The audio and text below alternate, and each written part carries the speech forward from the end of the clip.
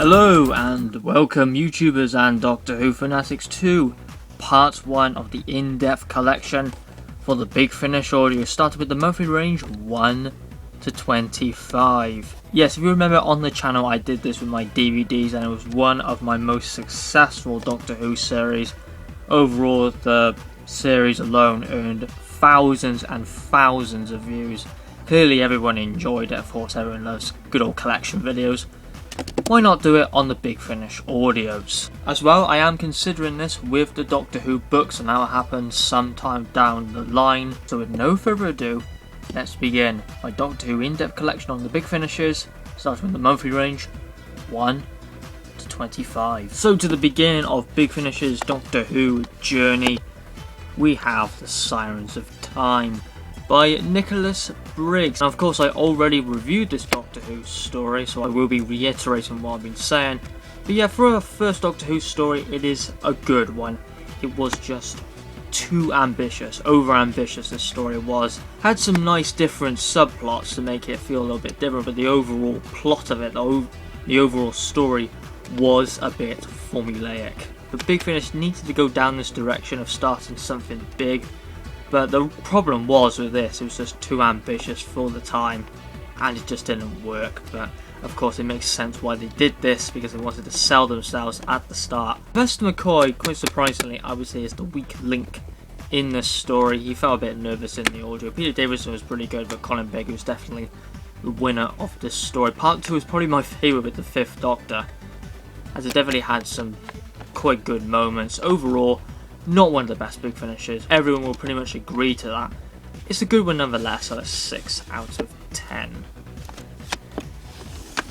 Now to Phantasmagoria by Mark Gatiss. Big Finish were pretty much on their baby feet at the time by here, and you can see they weren't so strong with their storytelling, plots, drive to the story, or pacing, anything like that. This one, I think it's okay. I don't think it deserves all the hate and bashing that it gets. I found it quite alright. The only problem with it is just how it's paced out, really. It doesn't really have any drive to the story, so any engagement is very small, as it's not one of the most investing Doctor Who stories of all time. I found it quite hard to get into, but once I did, I quite enjoyed it. It definitely had some highlights. Again, not one of the best Big Finishers, and not one of the best early Big Finishers as well. Then we have Whispers of Terror. This is where we can see Big Finish being quite experimental at the start, and they were at the start. Here they've been testing all these different sound design, different frequencies and whatnot. Best way to test it out is use a monster which is pretty much made of sound. So Big Finish here can manipulate sound and whatnot. And yeah, the sound design was very good. However, story, it looks like Justin Richard wasn't strong on it. Yeah, Justin Richard at the start, I should make sure it is written by Justin Richards. Before I say yes, it is written by Justin Richards. Yeah, at the start, Justin Richard, he was quite not a bad writer, but just took some time until I accepted him as a very good writer. It just took a little bit of time for me to get a love for Justin Richards' writing. But he definitely has some classics like The Darkness of Glass, Lightfoot and Sanders from the Jago and Lightfoot series. This one, unfortunately, not one of them. Oh dear, Land of the Dead by Stephen Cole. Probably one of my least favourites here. You can have two versions, there's one with white text and one with black text. I've got the one with black text, I do. Just the story is so damn bland, forgettable, very tiring, very slow, and pacing. And the drive, there is zero drive to this story. Can't even remember the character's name. When I finished this story, I couldn't even remember what the supporting characters were called. So if I wanted to do a review, I couldn't, because I didn't remember any of the supporting characters' name. When I was listening to it, I said, who are you again? Who are you? What's your name? What's the point of you? I just completely lost engagement. It's one of the most unengaging Doctor Who audios of all time. Yeah, I really don't like this one. One of my least favourite Doctor Who Big Finish audios.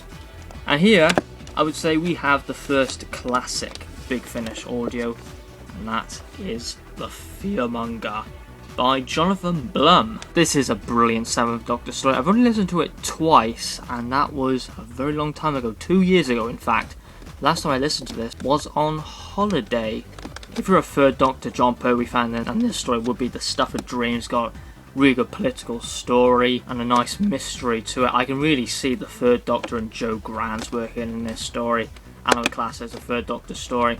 And since I'm a Third Doctor fan, yes, I do class it as a classic. Mind you, I haven't listened to it in a very long time.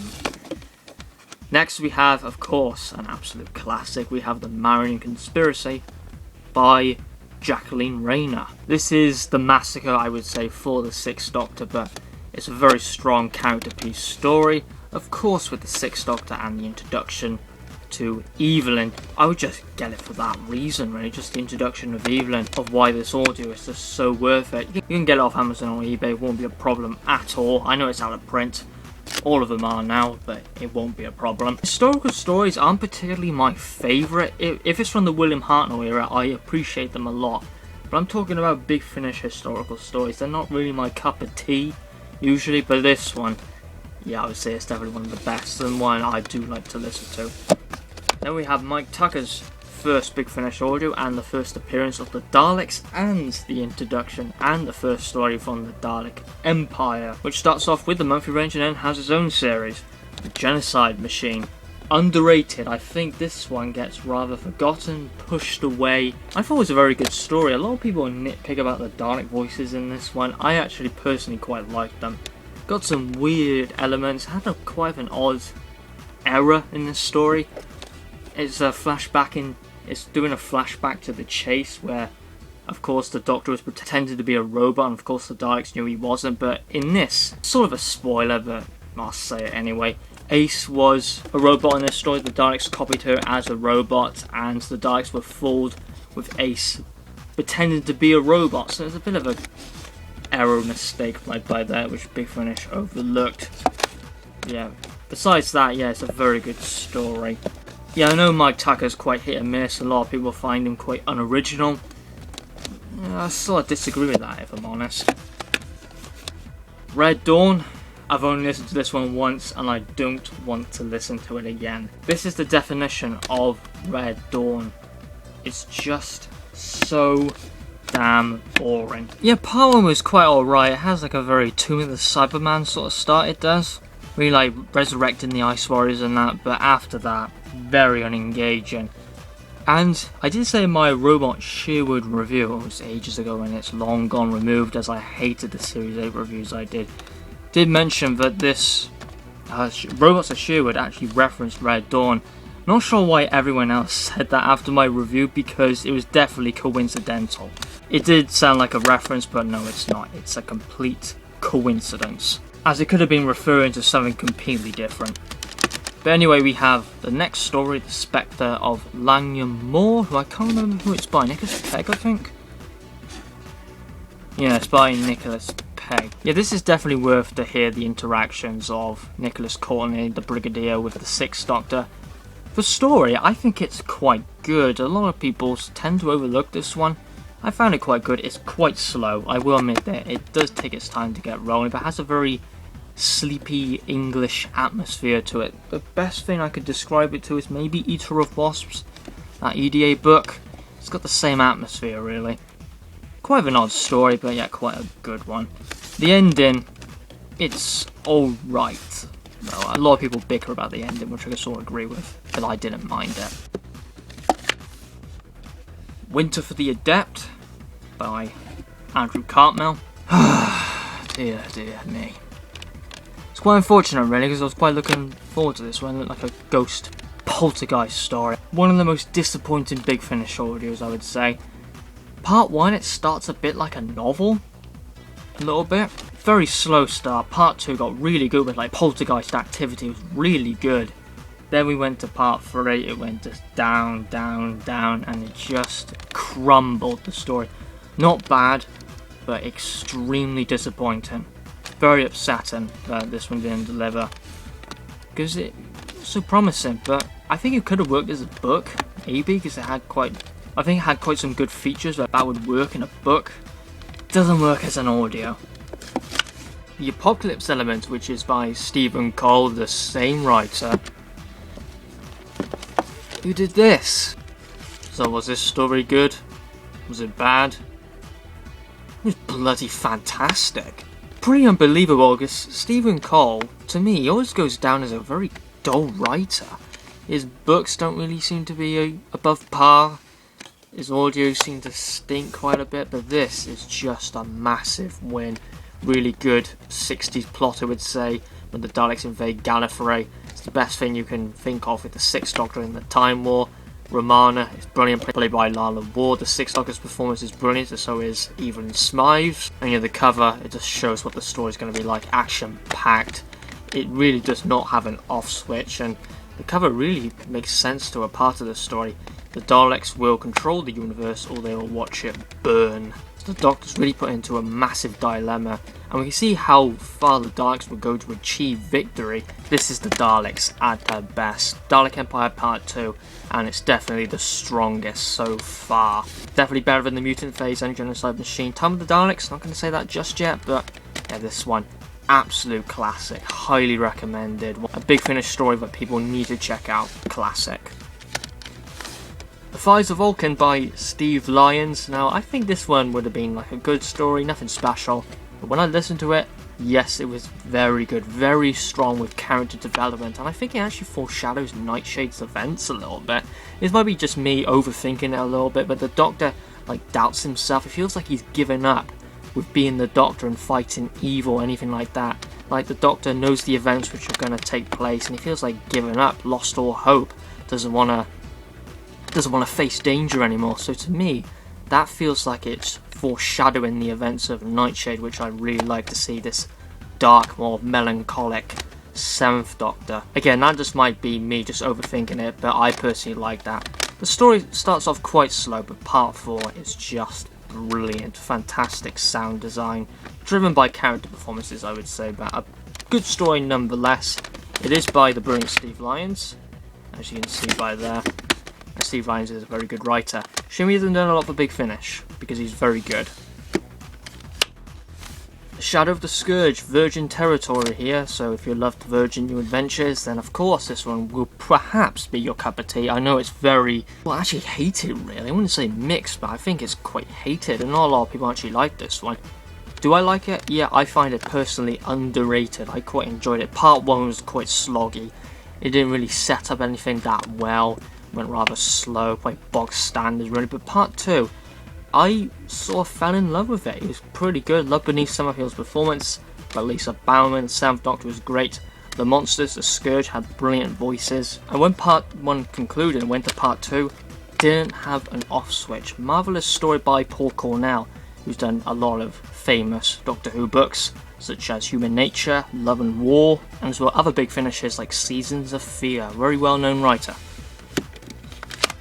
Now we have Rob Sherman's The Holy Terror, featuring the badass penguin himself, Frobisher, or how I like to put it, Frobisher, the badass shape-shifting detective alien penguin. All hail the big talking bird. Rob Sherman's such a good writer when it comes to really black comedy. I mean, the first half is like quite fun, the story, which was quite surprising, just like very fun, quirky, and it just takes such a sick, twisted turn in the second half. I haven't listened to it quite some time, but yeah, the direction it takes is so twisted. Black comedy is great. A lot of people's favourites here. I mean, when someone talks about the Holy Terror, you have everyone just saying, all praise the Holy Terror, all praise Frobisher. Yeah, if you haven't listened to the Holy Terror, then what are you doing with your life? Listen to the Holy Terror, it's Frobisher. The Mutant Phase, Part 3 of the Dalek Empire, written by Nicholas Briggs. Now for a lot of people, this is their first Big Finish audio, as they got it from like the DWM as a little slipcase thing. So it's a lot of people's first Big Finish audios. I know quite a few people which they first experienced Big Finish with this story. It wasn't my first Big Finish story. It is actually one of my most recent ones, actually. My first, if you want to know, is actually Eye of the Scorpion. Yeah, 5th Doctor story, what the bloody hell's wrong with me? Yeah, you can... If you know me quite well, you will probably know why. But yeah, the Mutant Phase, it's the weakest out of the Dalek Empire arc in the monthly range. I didn't find it bad at all, but if I was to compare it to the brilliance of this, and the quite underrated storytelling of this, then I don't think you can really compare them, really. It's a good story, but unfortunately it just doesn't really win it for me, that's all I can really say. Storm Warning was absolutely insane with rarity when I was collecting the 1 to 50 audios.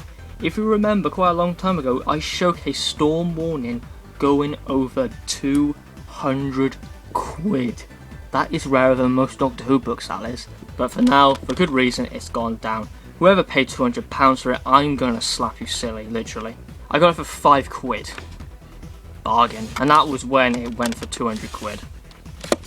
Sword of Orion by Nicholas Briggs, the first appearance of the Cyberman to Big Finish, and it actually connects to the Cyberman series as well. Recommendation right by here. Cyberman, I highly recommend. It's so political, good, strong storytelling. It feels so adult, it does, and that's why I think I appreciate the Cyberman series so much. And the Cybermen, they feel like they're in the winning state throughout the series. Yeah, I definitely recommend that. Yeah, Swords of Orion, this is another one I recommend. It was quite a creepy story. It definitely feels like 60 Cybermen, and that's good enough for me.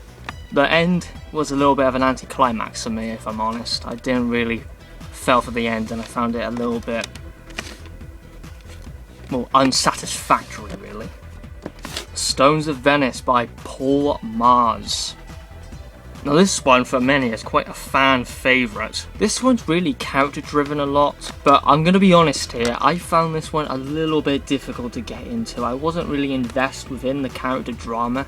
I mean, some stories are like this, like Arrangements for War is one of them.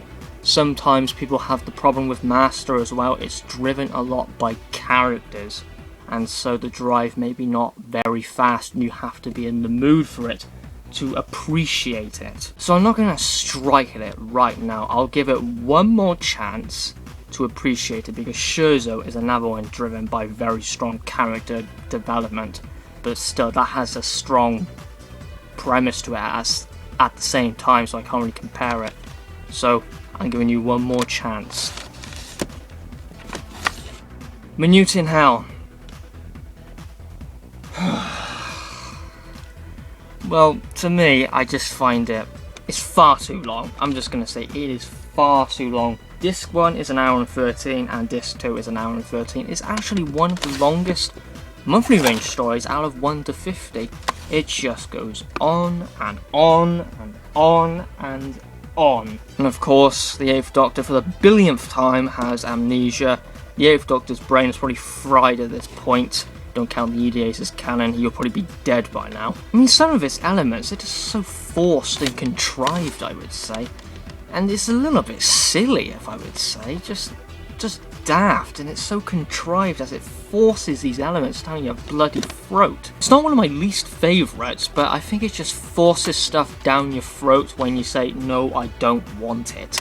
That's pretty much the problem I get with Minuet in Hell, and it's too long. Mind you, like Stones of Venice and Minuet in Hell, I've only listened to it once, and yeah, you probably know the reason why I've only listened to this one once, because I was actually dreading it.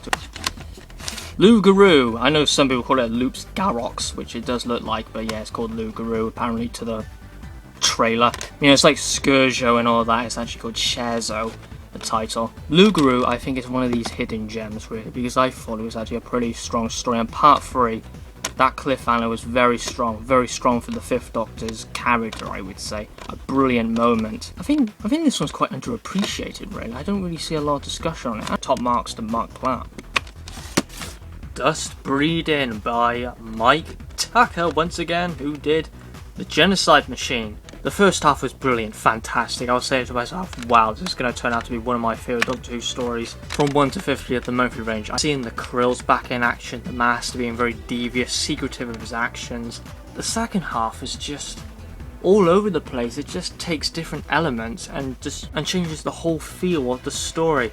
I mean, part 4 loses its suspense again. It just gets too over the top and crazy. It's just far too over the top. Mike Tucker, he lost it in the second half, unfortunately. Yeah, good story, brilliant at the first half, very disappointing in the second half. And we have quite a controversial Doctor Who story. because what it really reveals turns out to be quite controversial. But anyway, we have Jonathan Morris's story, Bloodtide, featuring the only appearance of the Silurians in Big Finish. They haven't appeared in anything else, and I think they should use them in a Big Finish audio again. Bloodtide, I found a really good historical story. Sometimes historical or pseudo-historical stories aren't really my cup of tea really, but still the Silurians are fantastic, and it features the Merker, that's it, yeah, the Merker from Warriors of the Deep, that crap story. But here it's audio, so there's a bigger benefit here. You can picture the Merker being just a fantastic creation, a fantastic monster just ripping ships apart, and that is brilliant. Quite slow, I would say, but it gets moving very well. Silurian character is fantastic, and learning more about the Silurians is, you know, very interesting. It's a good story. You can see they're not just a typical alien species, but they're more intelligent, more intriguing monsters. Project Twilight. Well, what I'm going to say about this one, I'm going to be reviewing this one. It's just an absolute perfect story. It was one of my early ones, not only anything to nostalgia, but I just find it such a perfect story. It kicks off the Project Forge arc, which is just a fantastic arc. The books didn't really seem to do the arcs very well, didn't they? But Big Finish were actually very good with their arcs. I will give them that, they were very good. And Gary Russell was the one who was doing the arc as well, all the way to here, with the Zagreus arc as well, and then of course they carried on the Project Forge arc all the way to Gods and Monsters. So it's been that long. Yeah, I'll keep it short here, but yeah, my review will be out shortly. Definitely be something exciting, because, well, you know what I'm going to rate it anyway, but I'm just going to pretty much praise it. The Eye of the Scorpion, my first Big Finish story. Now, you're probably saying, why was your first Big Finish audio of the 5th Doctor? You hate the 5th Doctor, so why get a 5th Doctor audio to start your Big Finish collection? You make no bloody sense. Well, the thing is, I love Egypt, and I thought it was going to be a great story with the 5th Doctor and Perry exploring pyramids to be a really creepy story. It's actually nothing like that. It's actually a historical story, but it's a very good one to me. It's a special one to me. Well, as you know, it kicked off my Big Finish collection. So yeah, my Big Finish collection was just this. And now it's, well, extremely big now.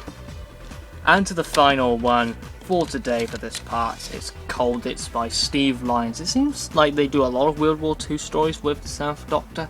There's been Just War, a very popular Virgin adventure from... oh, who's the writer? Oh, come on. I forgot. Oh, that's it. Lance Parkin, that's it.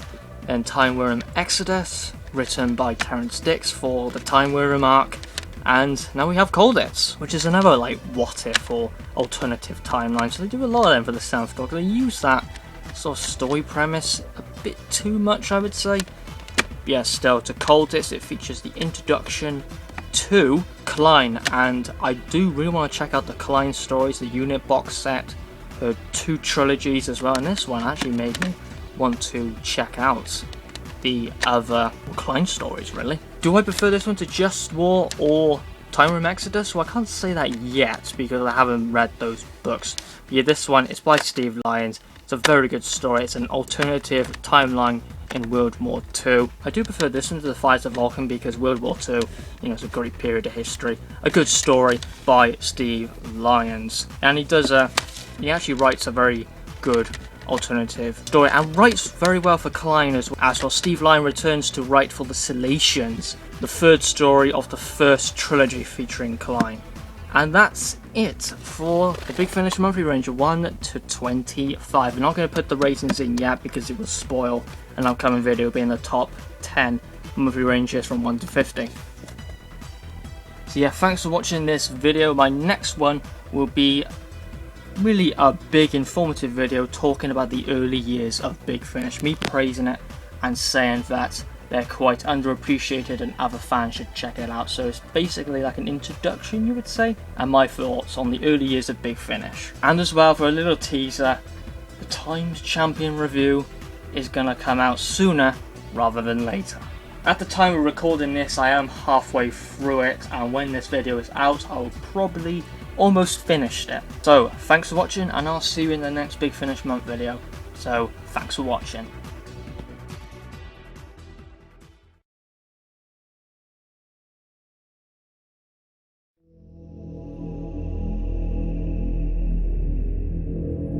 This feels absolutely wonderful in my collection. I'm so happy I've got it.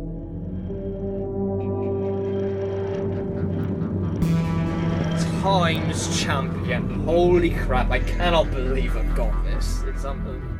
Cyberman Series 2.